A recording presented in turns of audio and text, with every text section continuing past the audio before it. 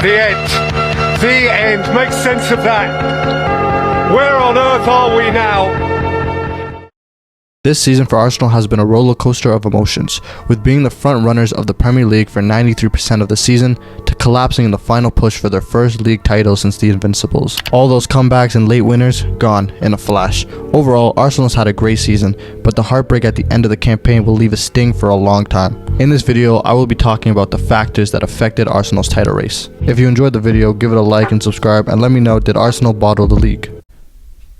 Going into this campaign, the expectation of Arsenal was to get back into Champions League football, a competition they haven't been in since 2016. In the summer, they signed Gabriel Jesus and Zinchenko, two players that can bring experience and help the club move forwards. In the start of the season, Arsenal were flawless, winning 5 from 5 games to have them top of the league. At the halfway point of the season, they were 50 points in 19 games. They had their first blip in February where they lost to Everton, drew to Brentford, and lost to Manchester City, but Arsenal showed their character and eventually got back to first place. Everything was looking beautiful for Arsenal. They were 8 points clear of City and going into an international break, but that's when it started crashing down. This is where the first factor comes in, the loss of William Saliba. Arsenal did very well to find loopholes with injuries. For example, when Jesus had a knee injury that had him out for months, Eddie Nketiah stepped up big. When Thomas Partey got injured, Jorginho came in and did a job. But Mikel Arteta had no solution for Saliba, a player who's transformed that backline with Gabriel. Saliba isn't just a great defender, he's also amazing on the ball. Arsenal's philosophy is playing out the back, and Saliba fits this perfectly. When Rob Holding comes into the lineup, he's not able to consistently break lines into the likes of Partey, Xhaka, or Odegaard. While Saliba is confident with the ball at his feet, he's able to do it under pressure. Just looking at these stats, you can tell how important Saliba is to this Arsenal side. With William Saliba in the starting 11, you're able to keep control of the ball and win more often. When he's not in the lineup, you can clearly see they concede way more goals, which eventually leads them to dropping points. The second factor of why Arsenal didn't win the league was due to inexperience. This side is the youngest team in the entire Premier League, as well as having the youngest manager in the entire league. This is Arteta's first ever job in the dugout.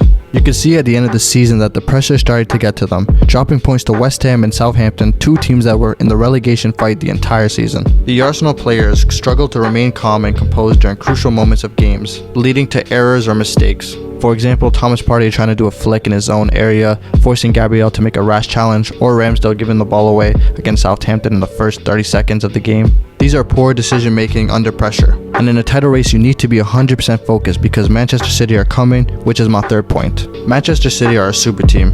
Haaland is a robot, Kevin De Bruyne is magic, and Pep is a genius. Just ask Liverpool fans how they feel about Manchester City. After January, this new and improved City team might be the greatest team we've ever seen in the Premier League. Pep has found a way to get the best out of everyone, and it's scary. Pep is a sick genius who has won the league in so many different ways, doing the double in league trophies with the traditional quick wingers like Raheem Sterling and Leroy Sané, or winning the league with no center forward. Pep and his Manchester City have been elite for almost a decade now, always competing at the top. This is second nature to this team. So going against a team like Arsenal that hasn't been in a real title race since 2008, the favorites were always Manchester City. Roy Keane stated that this Arsenal team looks tired, and maybe with the pressure of the title race made them panic. If you look at the state of this Arsenal team, the starting 11 has the least changes compared to any other Premier League team, constantly playing the same players. Like if you look at Saka, he's been ran to the ground.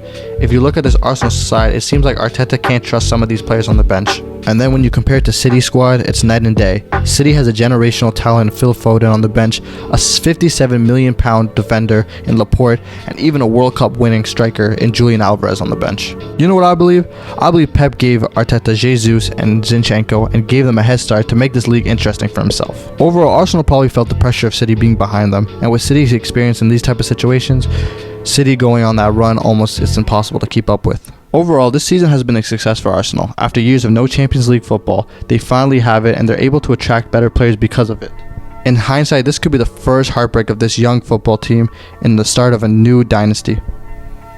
I appreciate y'all for watching and I'll see you in the next one.